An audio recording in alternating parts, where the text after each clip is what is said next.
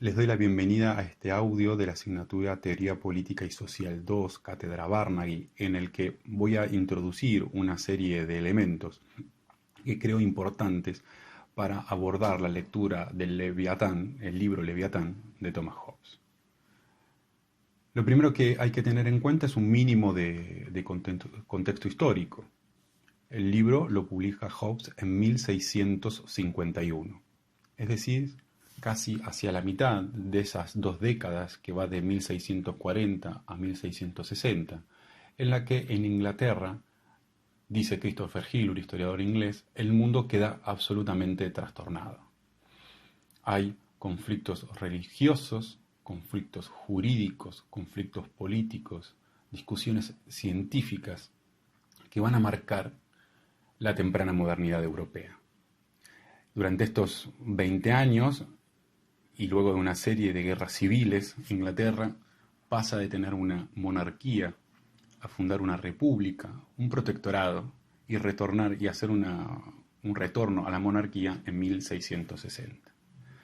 La fecha de 1651 es clave porque, según relata el mismo Hobbes, en febrero de 1649, cuando se encontraba trabajando con un amigo suyo en la edición de un texto de un poema épico que se llama Gondibert, estaban ambos exiliados en París, formaban parte de la corte de exiliados monárquicos cercanos al hijo del rey Carlos I, que era el que va a ser luego la restauración monárquica en 1660, Carlos II.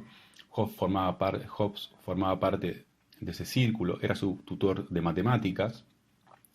Y decía entonces, él está trabajando con este amigo cuando reciben la noticia de que no solamente los parlamentarios, el ejército, había capturado a Carlos I, sino que además lo habían condenado y ejecutado por el delito, por el cargo de alta traición. Entonces Hobbes, que no era ningún joven, ya tenía 60 años, en un siglo XVII donde tener 60 años era ser una persona mayor, había publicado en latín el Tratado sobre el Ciudadano y había circulado un manuscrito llamado Elementos de Derecho Natural y Político hacia la década de 1640, cuando todavía estaba en Inglaterra. Entonces, como decía, narra el mismo Hobbes, él frente a esa noticia del devenir de los acontecimientos políticos de las guerras civiles en Inglaterra, es que decide escribir un texto en inglés, o sea, en la lengua vernácula, para explicar cuál es la forma, el origen y la materia de los derechos políticos. Ahora, lo que tenemos que advertir a continuación, una vez situado el contexto histórico en el que Hobbes se propone escribir esta obra, es que Hobbes no solamente es un jurista ni un tratadista político, por ponerle alguna otra etiqueta, sino que desde hacía décadas participaba de debates científicos que incluían desde la física hasta la óptica y a la condición o no de los átomos y del vacío en el universo. Tenía tratados sobre religión. Y todos estos argumentos, ¿sí?, nosotros los podemos encontrar, y es necesario poderlos encontrar dentro del Leviatán, para poder hacer una lectura que atenta a ciertos cambios del léxico jurídico-político que va realizando Hobbes en la medida que participa también de otras revoluciones, no solamente políticas, sino también del pensamiento religioso, del pensamiento político, del pensamiento científico, del pensamiento jurídico. Es decir, que hay ciertos elementos que nosotros deberíamos poder advertir para poder capturar el sentido de ciertos pasajes centrales del Leviatán. Y a la presentación de esos elementos es a lo que quiero dedicar estos pocos minutos que tenemos en el audio de introducción a la lectura del Leviatán. Veíamos entonces que en el siglo XVI y XVII se produce una revolución que afecta a diversos campos del pensamiento. Hobbes no es ajeno a dichos eventos, ni a los eventos políticos, ni a los eventos científicos, o teológicos, o jurídicos. Sin necesidad de recurrir a una lectura amplia de sus diversos textos, que como decía hace un instante, incluyen desde tratados de la óptica, tratados sobre el cuerpo, sobre el ciudadano, tratados sobre el Estado, sin recurrir a todos esos textos de este pensador prolífico como Hobbes, podemos advertir en los capítulos que tenemos para leer de El Leviatán cómo se solapan, se traslapan, yuxtaponen argumentos jurídicos con argumentos ópticos, con formas de planteamiento retórica, lógica. Podemos advertir cómo en este texto que nos viene a presentar la materia y la forma, el poder del Estado, está presente el materialismo hobbesiano. Hobbes, dice Arrigo Pacchi, es el principal representante del materialismo de la temprana modernidad. ¿Qué significa esto y qué impacto tiene para la forma en la que nosotros podemos pensar la política a partir de Thomas Hobbes? Hobbes va a decir todo lo que existe es un cuerpo, que no es sino otra forma de decir que todo lo que existe ocupa un lugar en el espacio. Por lo tanto, lo que nosotros podemos conocer son los fenómenos que se producen cuando esas cosas que ocupan un lugar en el espacio se mueven, se chocan entre sí, produciendo un nuevo movimiento que es captado por los órganos del sentido, que producen una imagen en nuestro cuerpo, que nuestro cuerpo las recuerda, las compara, las diferencia, las iguala y va construyendo razonamientos. Si esto es así, desde la perspectiva de Hobbes, en la cual sigue a Galileo, por eso hablaba del siglo XVI y XVII,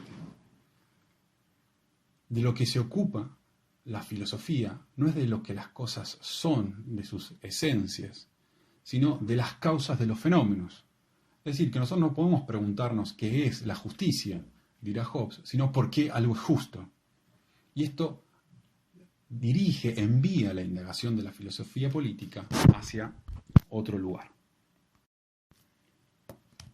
Ese otro lugar de la filosofía política es un lugar en el que argumentos como este orden ha sido querido por Dios no tienen lugar.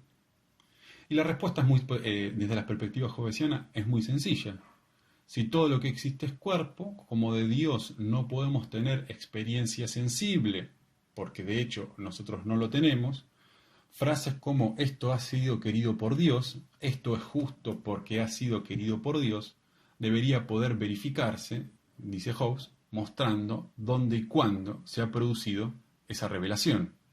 Como nosotros no tenemos sensación de la palabra divina, sino que tenemos solo sensación de los profetas que dicen haber soñado con la palabra divina, dice Hobbes, esos son cuentos de hadas, esa respuesta, esto es justo porque ha sido querido por Dios, o esto es justo porque si no Dios, y Dios si no lo cumplís, te va a castigar en el infierno.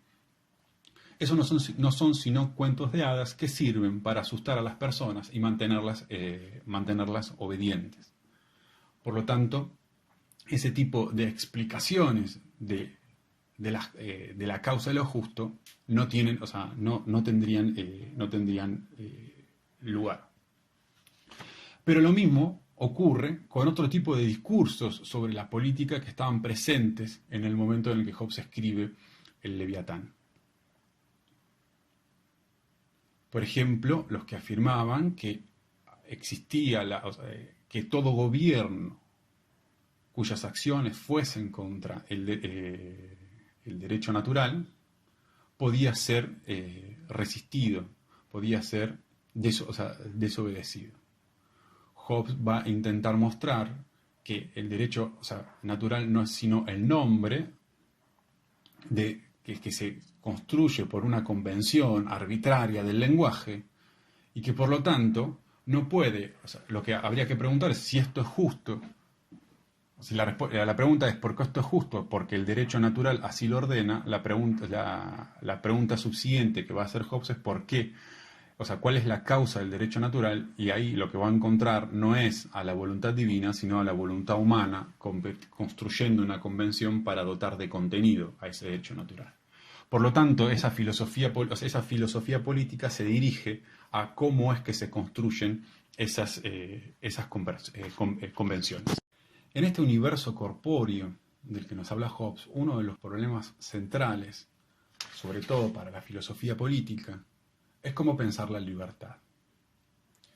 En el pensamiento anterior a Hobbes, que él cita y discute, se considera libre aquella acción que no reconoce causas. Actuar libremente es actuar no determinado, no impulsado por una causa anterior. Sin embargo, responde el Hobbes materialista, si todo es cuerpo y los cuerpos no se mueven por sí mismos, porque eso va en contra de las leyes de la física, no es un mundo mágico, dice Hobbes, un mundo material compuesto de cuerpos, y los cuerpos no se mueven por sí mismos, sino que se mueven a partir del contacto con otros cuerpos, no existe la posibilidad de concebir un movimiento espontáneo que no reconozca causas.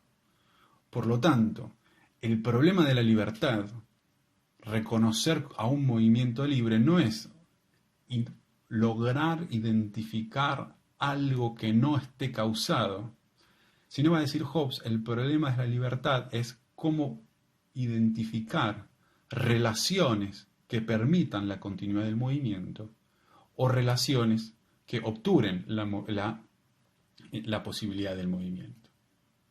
Una cosa es estar sentado y tener que quedarse sentado porque estás atado a la silla, y otra cosa es pudiéndote parar, pudiéndote quedarte sentado, porque nadie te obliga a que te pares ni a que te quedes sentado. Sin embargo, esa persona, ese cuerpo decide permanecer en una determinada postura, lo hace libremente porque no lo hace, porque sigue habiendo una continuidad que le permitiría cambiar la dirección del movimiento. Otro concepto que aparece profundamente transformado en el pensamiento materialista de Hobbes es la noción de poder. El poder ya no es la facultad de quien actúa, sino que el poder es una relación que existe entre la causa eficiente, es decir, el agente, y la materia. Por eso que es tan importante el título del libro, sobre el que vuelvo sistemáticamente, sobre la materia, la forma y el poder del Estado. Es decir, que dada una determinada materia, el agente actúa sobre ella y se produce un efecto. Ahora, ese efecto que se produce depende de algo que tiene que estar en la materia para que se produzca el efecto. No es lo mismo la cantidad de fuerza que tengamos que hacer para mover una roca o para mover un bulto de plumas, dice Hobbes. Hay algo en la roca y hay algo en el bulto de plumas que las diferencian y que tiene que estar para poder explicar la velocidad de un efecto, a cuánta velocidad podemos trasladar una roca y a cuánta velocidad podemos trasladar un bulto de plumas. Lo mismo va a ocurrir en política. Pueden ejercitarse órdenes, o sea, pueden verbalizarse mandatos, pero hay algo en la materia del Estado que tiene que estar para que esos mandatos se traduzcan en un efecto, en una acción obediente o correspondiente con ese mandato. Quien olvide la necesidad de la presencia de esa materia no va a comprender el movimiento de la política. Veamos cómo esta negación del derecho divino, esta negación del derecho natural, esta transformación del concepto de libertad, esta transformación del concepto de poder, funcionan dentro del argumento político hobbesiano. Hobbes nos propone una serie, a lo largo de los capítulos del Leviatán, la posibilidad de remontar las causas de lo justo. Nos propone argumentos para que nosotros podamos reconstruir la cadena causal que explican por qué en un determinado momento histórico se considera justo o injusta a una acción. Ya dijo que esa acción no va a ser justa porque Dios así la quiera, ni va a ser justa por naturaleza, sino que las razones de la justicia o injusticia de esa acción tienen que ser identificadas mediante el procedimiento científico de preguntarse por sus causas. Y esta reconstrucción de la cadena causal nosotros la podemos seguir a partir de la lectura de algunos capítulos. Veamos cómo sería. Primera pregunta: ¿por qué algo es justo? Hobbes nos va a responder en el capítulo 14 del Leviatán que algo es justo, no por naturaleza, sino porque surge de una ley. Pero entonces, si hobbesianamente siguiésemos preguntando, ¿cuál es la causa de la ley? Si la ley es la causa de lo justo, ¿cuál es la causa de la ley? ¿Por qué hay una ley? ¿Por qué hay algo que sea obligatorio?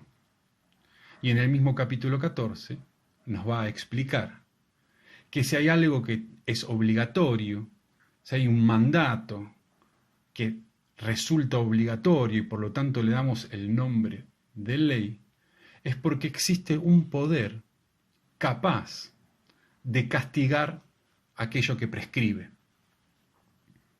Es decir, hay un poder que determina la obligatoriedad de algo y tiene la capacidad de castigar a quien no lo cumpla. Y por eso es que aparece lo justo.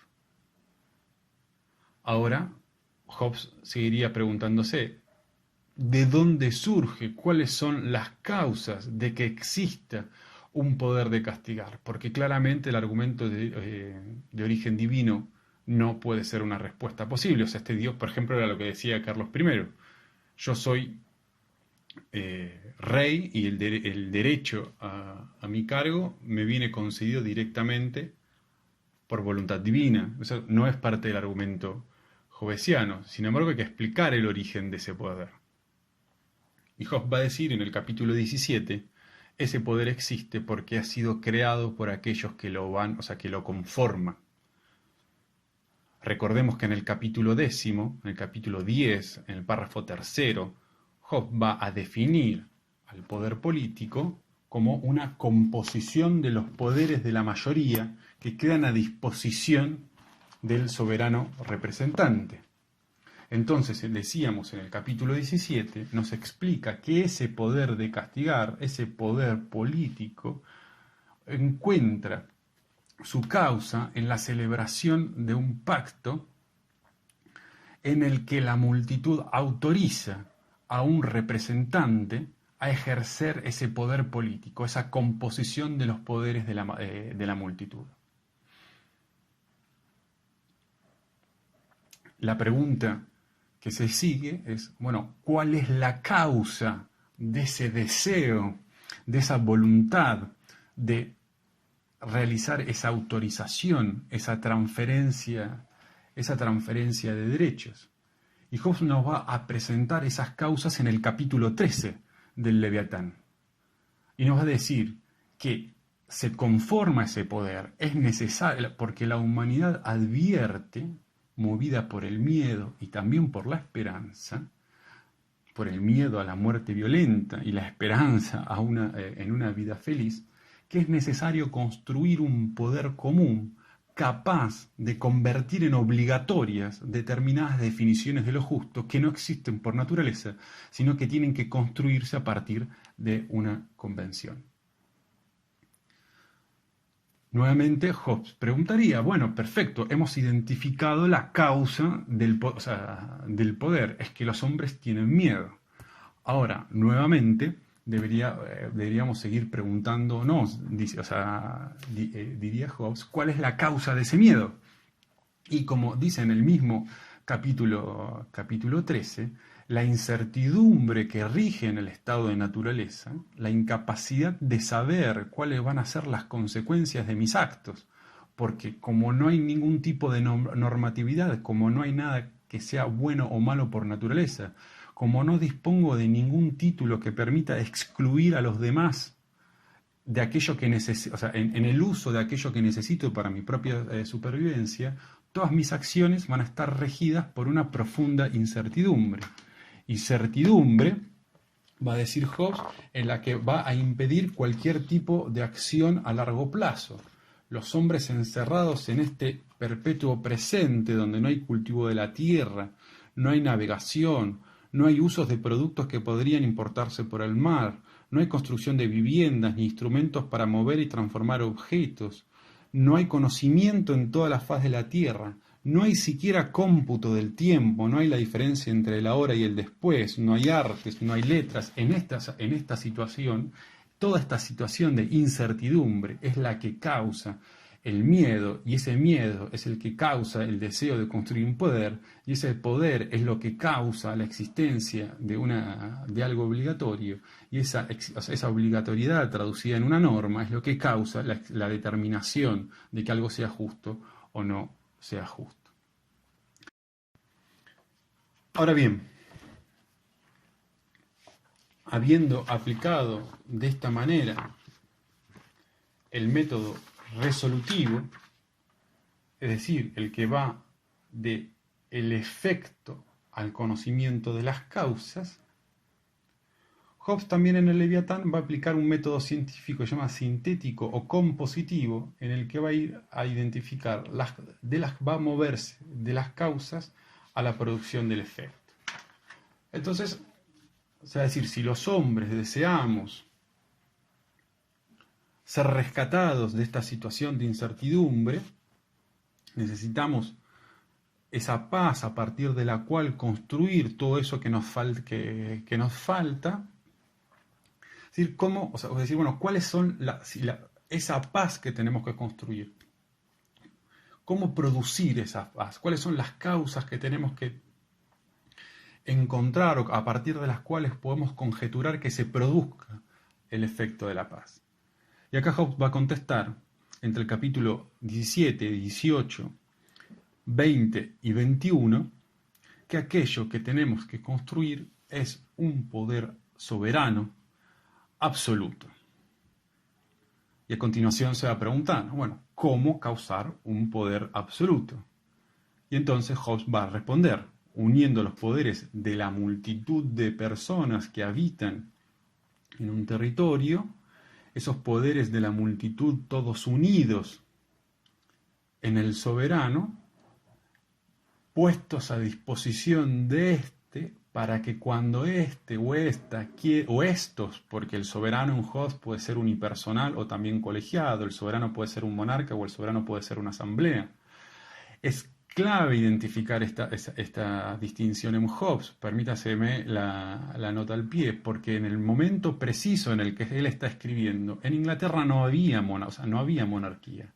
Y él escribe el Leviatán, lo inicia a escribir en París y lo termina y lo publica, retornando de su exilio a Inglaterra, y lo publica en Londres.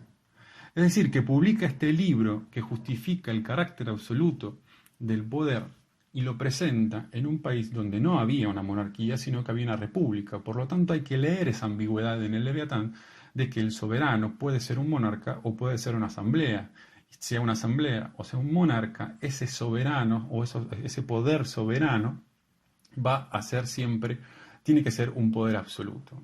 Entonces, volvemos. ¿Cómo causar ese poder absoluto? Uniendo los poderes de la multitud para que cuando quiera actuar produzca el efecto. Cuando ordene que algo se haga en carácter obligatorio, esa obediencia aparezca. Esa obediencia como efecto del poder efectivamente se produzca. Eso es lo que hay que lograr. Y llegamos finalmente a un problema central para comprender la filosofía política hobbesiana, que es la noción de absoluto. Él nos dijo, según la reconstrucción de los capítulos, tal como a partir de este ejercicio resolutivo compositivo, que el único modo de ordenar los movimientos de las personas dispersas en el estado de naturaleza para que se produzcan empeños comunes, no un ratito, sino, o sea, como cuando las personas se juntan un ratito para defenderse de alguien que los agrede desde fuera o de lo desconocido, sino para que se produzca ese deseo de estar juntos durante mucho tiempo. Para que se produzca ese efecto es necesario la creación de ese soberano representante que figure, que haga presente el poder compuesto de esa multitud y dé presencia a la determinación de lo justo y lo injusto. Y ese poder tiene que ser absoluto. Ahora, tenemos que comprender en qué sentido el Hobbes materialista puede pensar el concepto de lo absoluto. Lo primero que hay que tener en claro es que el poder es absoluto porque define sin ningún tipo de referencia trascendente. Es decir, no hay ni un derecho, te habíamos dicho desde el principio, ni un derecho natural, ni un derecho divino que pongan un freno, un límite, un contorno, que pongan unos condicionantes a aquello que pueda definir como justo o como injusto el soberano. El soberano es absoluto, es libre de cualquier condicionante que esté por encima de su poder. Y es absoluto, va a decir Hobbes, porque los hombres, como hacen una renuncia, le quitan también los condicionantes inmanentes, es decir, no hay nada por debajo del soberano que condicione el ejercicio de ese derecho.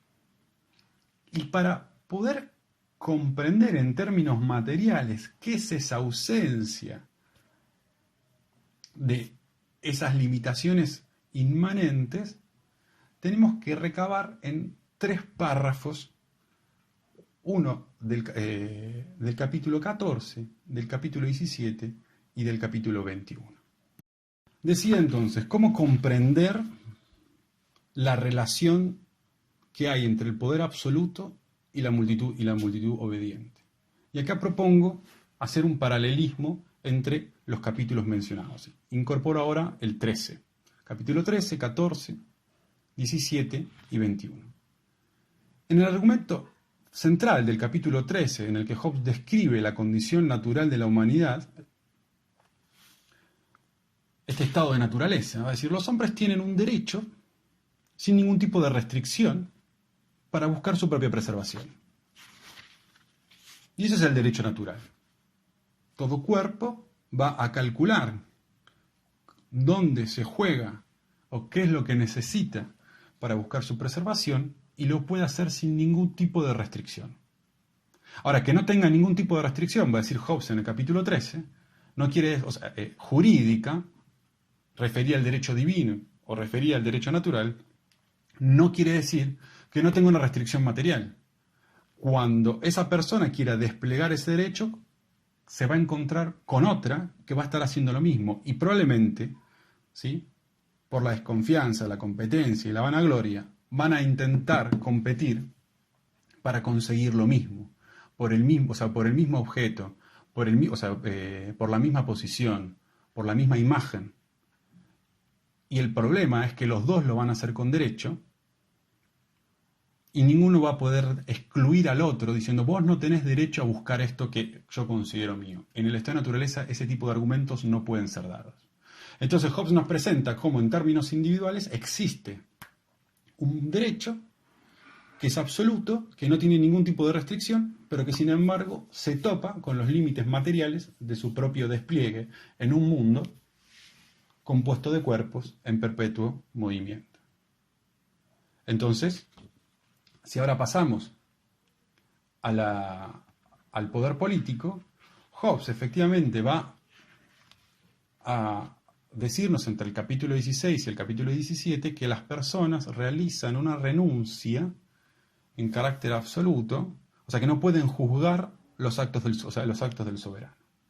Sin embargo, hace una serie de reservas que le permiten a él afirmar en el capítulo 21, es decir, ese capítulo dedicado a indagar sobre las verdaderas libertades de los súbditos, le permiten a él decir en este capítulo, más precisamente en el párrafo 17, en el epígrafe, cómo debe medirse la libertad de los súbditos. Allí va a decir que en el acto de nuestra sumisión van implicadas nuestra obligación y nuestra libertad. ¿Qué es esa libertad que va implicada? Lo dice en el mismo párrafo. La libertad que tiene el súbdito de hacer aquellas cosas que, aunque han sido ordenadas por el soberano, el súbdito, sin cometer por ello ninguna injusticia, puede rehusarse a hacer. Es decir, que este soberano, con un derecho absoluto, que no puede, o sea, que los hombres, que la multitud no le pone ningún tipo de condicionantes, sin embargo, encuentra condicionantes en el despliegue material.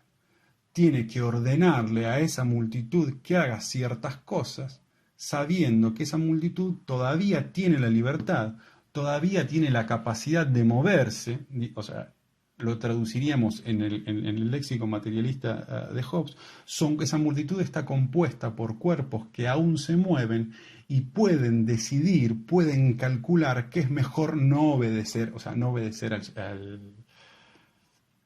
al soberano. Y esto está presente desde el principio del argumento. Volvamos un segundo para atrás. Espero no estar mareándolos en forma excesiva.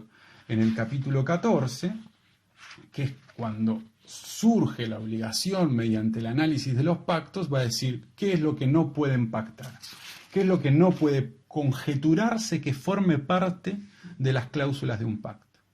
Una lo va a decir, bueno, si nosotros queremos hacer un poder absoluto, no podría formar parte de las cláusulas de ese pacto ningún tipo de condicionante. Sin embargo, tampoco podemos conjeturar que forme parte de las causas de su pacto una renuncia explícita de las personas a renunciar, una renuncia explícita de las personas a resistir a quienes asaltan por la fuerza y pretenden quitarles la vida, incluso cuando ese se llame soberano representante.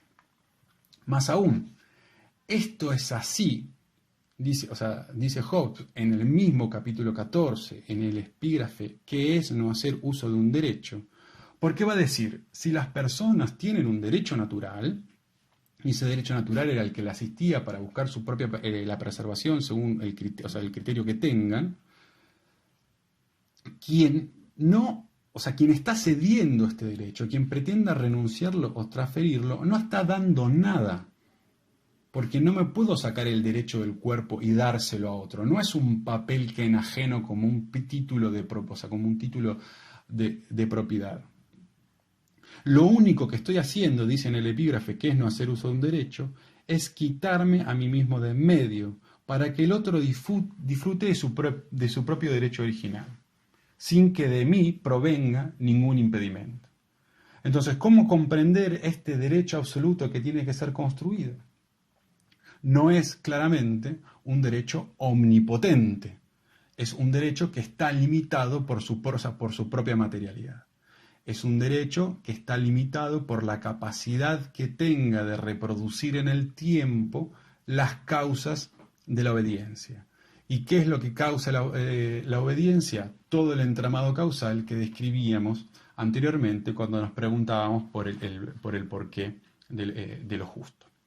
Volvamos finalmente a febrero de 1649, cuando Hobbes recibe en París la noticia de que le han cortado la cabeza al rey.